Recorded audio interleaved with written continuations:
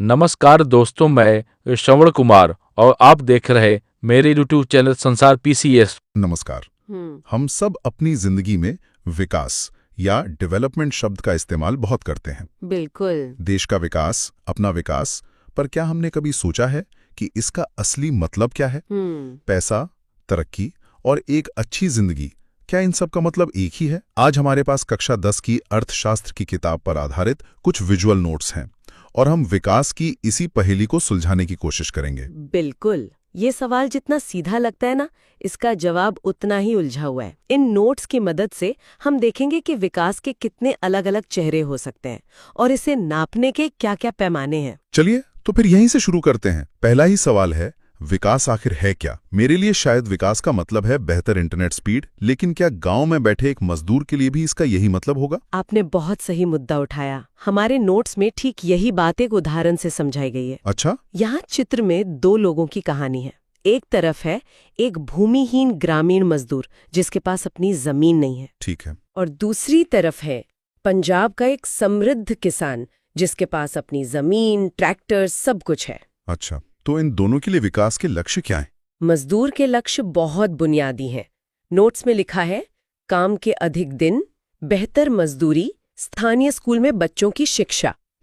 मतलब उसे बस रोज काम चाहिए, उस काम का अच्छा पैसा चाहिए और वो चाहता है कि उसके बच्चे गांव के स्कूल में पढ़ लिख जाएं। उसकी दुनिया इन्हीं जरूरतों के इर्द गिर्द घूमती है। और उस अमीर किसान के लक्ष्य? उसके लक्ष्य बिल्कुल अलग है। वो चाहता है सस्ती मजदूरी, उपज का अधिक समर्थन मूल्य और बच्चों को विदेश में बसाना। अरे, ये तो बिल्कुल उल्टा है। मजदूर चाहता है कि मजदूरी बढ़े, हाँ, और किसान चाहता है कि मजदूरी घटे। एक ही सिस्टम में दो लोग बिल्कुल विपरीत चीजें चाह रहे हैं। ये तो एक अंतर्निहित संघर्ष है। बिल्कुल। और यही विकास की सबसे बड़ी सच्चाई है। नोट्स में नीचे एक बहुत महत्वपूर्ण लाइन लिखी है, अलग अलग लोगों के विकास के लक्ष्य अलग अलग होते हैं। और आगे ये भी है कि एक के लिए जो विकास है वो दूसरे के लिए विनाशकारी हो सकता है। जी, इसे समझने के लिए एक और उदाहरण है। सोचिए, एक उद्योगपति एक नदी पर बड़ा सा बांध बनाना चाहता है। उसके लिए ये विकास है क्योंकि इससे बिजली बनेगी, कारखाने चलेंगे। लेकिन उस नदी के किनारे रहने वाले आदिवासी, जिनका घर, जंगल, जमीन सब उस बांध में डूब जाएगा, उनके लिए ये विकास नहीं, विनाश है। उनकी तो पूरी दुनिया ही उजड़ गई। तो एक का फायदा, दूसरे का भारी नुकसान। विकास की परिभाषा हर किसी के लिए अपनी अपनी होती है। ये बात तो साफ होगी कि विकास का मतलब सबके लिए अलग अलग है। लेकिन क्या इन सब अलग अलग लक्ष्यों में कुछ कॉमन है? जैसे, क्या पैसा सबके लिए जरूरी है? क्या हर लक्ष्य आखिर में पैसे पर ही आके रुकता है? ये एक बहुत अच्छा सवाल है। हमारे नोट्स में अगला विषय यही है, आय और अन्य लक्ष्य। यहाँ एक तराजू का चित्र बनाया गया है। अच्छा। एक पलड़े पर रुपए के चिन्ह वाली बोरी रखी है, जिसे भौतिक वस्तुएं कहा गया है, यानी वो चीजें जो हम पैसे से खरीद सकते हैं। और दूसरे पल्ले पर? दूसरे पल्ले पर है अभौतिक लक्ष्य, जैसे बराबरी का व्यवहार, स्वतंत्रता, सुरक्षा और दूसरों से आदर।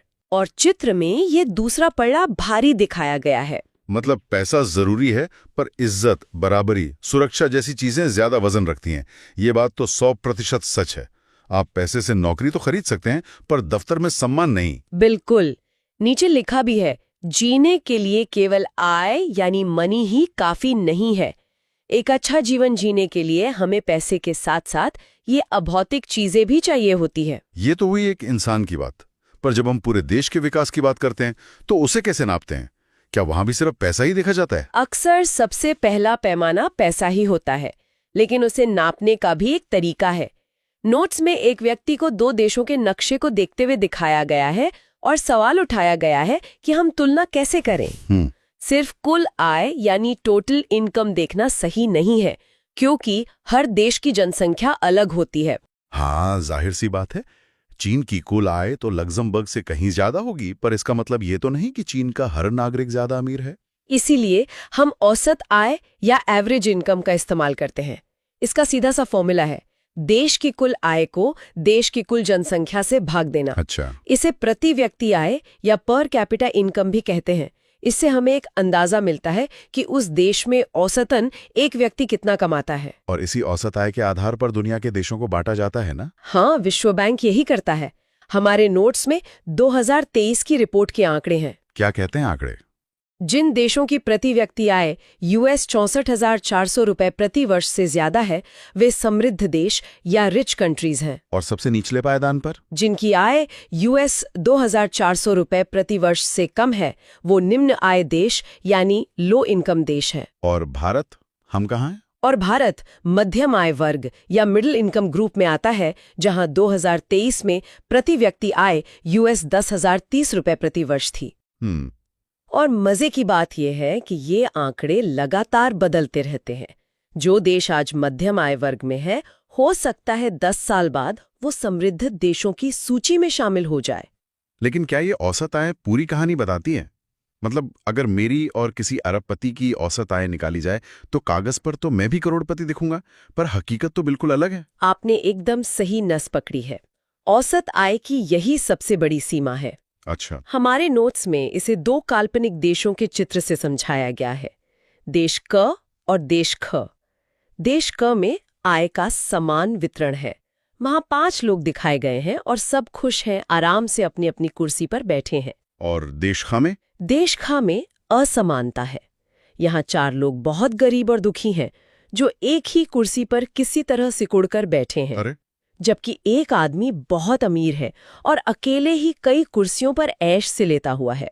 अब गणित के हिसाब से हो सकता है कि दोनों देशों की औसत आय बिल्कुल बराबर हो। लेकिन जमीन आसमान का फर्क है। देश क में सब खुश हैं, जबकि देश ख में ज्यादातर लोग बदहाल हैं। बिल्कुल, इसीलिए नोट्स का निष्कर्ष है, औसत आय समान हो सकती है, लेकिन ये गरीबी और अमीरी के अंतर को छिपा देती है। तो ये तो साफ है कि सिर्फ आय से देश का विकास नहीं नापा जा सकता। तो फिर और क्या तरीके हैं? क्या हमारे स्रोत इस पर कुछ बताते हैं? हाँ बिल्कुल, इसके लिए भारत के ही 2 राज्यों हरियाणा और केरल की तुलना की गई है। अच्छा, हरियाणा और केरल। अगर हम सिर्फ प्रति व्यक्ति आय देखें तो हरियाणा 2,64,729 रुपए और केरल 2,34,435 रुपए से ज्यादा अमीर है। तो इस हिसाब से तो हरियाणा को ज्यादा विकसित होना चाहिए। लेकिन जब हम दूसरे मापदंड देखते हैं तो कहानी पलट जाती है। जैसे शिशु मृत्यु दर यानी इन्फेंट मोर्टेलिटी रेट, ये हरियाणा में 28 है, जिसे खराब माना गया है,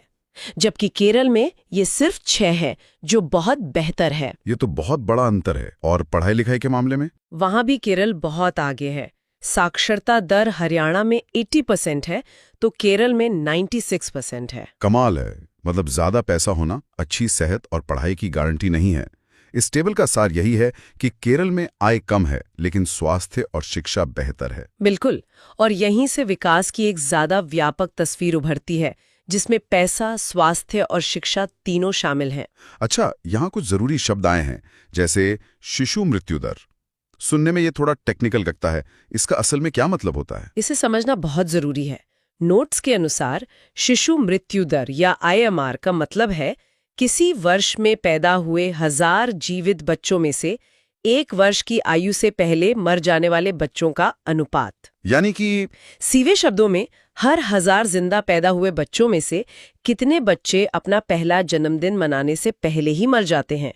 ये संख्या जितनी कम होगी, स्वास्थ्य सुविधाएं उतनी ही बेहतर मानी जाएंगी। और साक्षरता दर? साक्षरता दर का मतलब है 7 वर्ष और उससे अधिक आयु के लोगों में साक्षर जनसंख्या का अनुपात, यानी 7 साल या उससे ज्यादा उम्र के कितने प्रतिशत लोग पढ़ और लिख सकते हैं। एक और शब्द है निवल उपस्थिति अनुपात। ये क्या है? इसका मतलब है 14 तथा 15 वर्ष की आयु के स्कूल जाने वाले कुल बच्चों का उस आयु वर्ग के कुल बच्चों के साथ प्रतिशत। अच्छा। आसान भाषा में 14-15 साल की उम्र के कुल बच्चों में से कितने प्रतिशत बच्चे असल में स्कूल जा रहे हैं, ये दिखाता है कि शिक्षा तक बच्चों की पहुंच कितनी है। तो अगर हम केरल के उदाहरण पर वापस जाएं, तो वहां आय कम होने के बावजूद स्वास्थ्य और शिक्षा बेहतर क्यों है?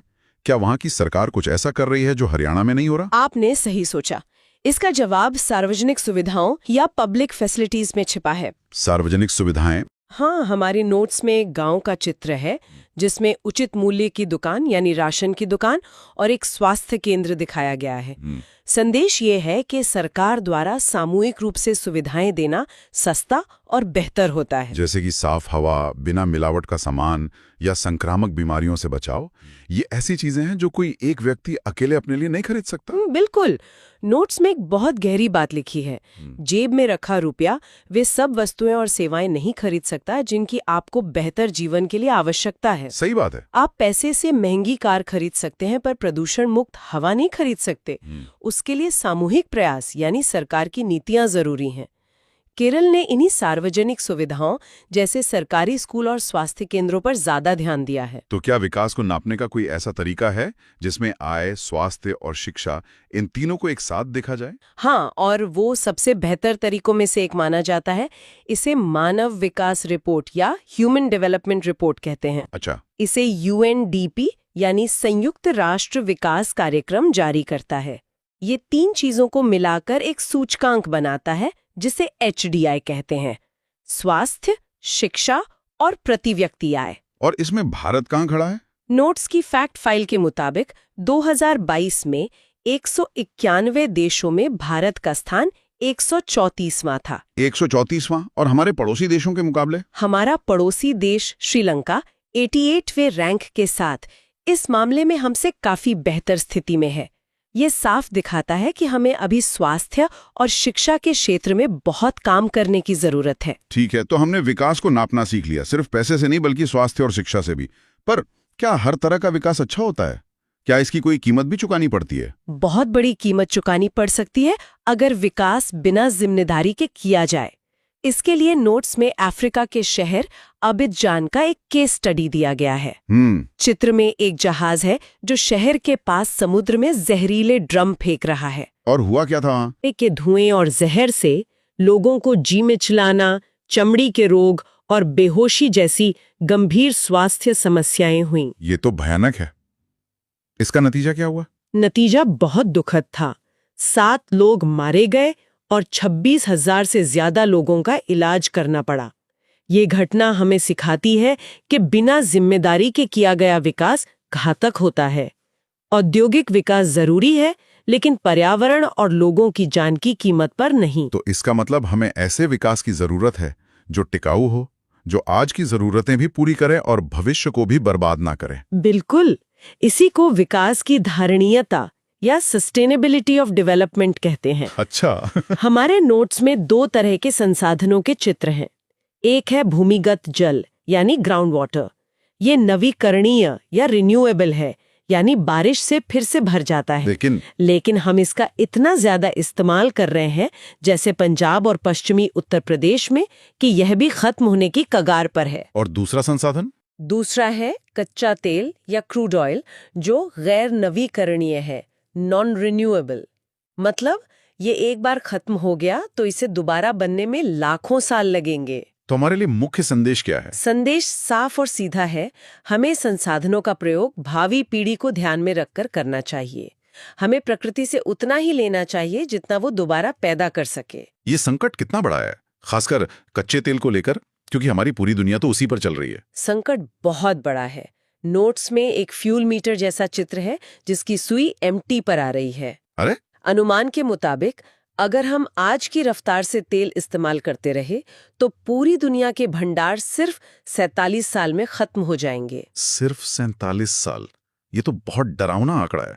मतलब हमारी आंखों के सामने ही तेल खत्म हो सकता है। हाँ, और भारत जैसे देशों के लिए ये और भी बड़ी चिंता की बात है, क्योंकि हमें अपनी जरूरत का ज्यादातर तेल आयात करना पड़ता है। सही बात है। जब अंतर्राष्ट्रीय बाजार में कीमतें बढ़ती हैं तो हम सब पर महंगाई का बोझ बढ़ता है। इस पूरी चर्चा के अंत में हमारे नोट्स में एक बहुत सुंदर और गहरा विचार दिया गया है। हाँ, यहाँ 2 हाथों में पृथ्वी का चित्र है और उसके साथ लिखा है, हमने विश्व को अपने पूर्वजों से उत्तराधिकार में प्राप्त नहीं किया है, हमने इसे अपने बच्चों से उधार लिया है। वाह, क्या लाइन है। मतलब ये धरती हमारी निजी संपत्ति नहीं है, ये आने वाली पीढ़ी की धरोहर है, और उधार ली हुई चीज को तो और ज्यादा संभाल कर, बेहतर बनाकर लौटाना चाहिए। बिल्कुल।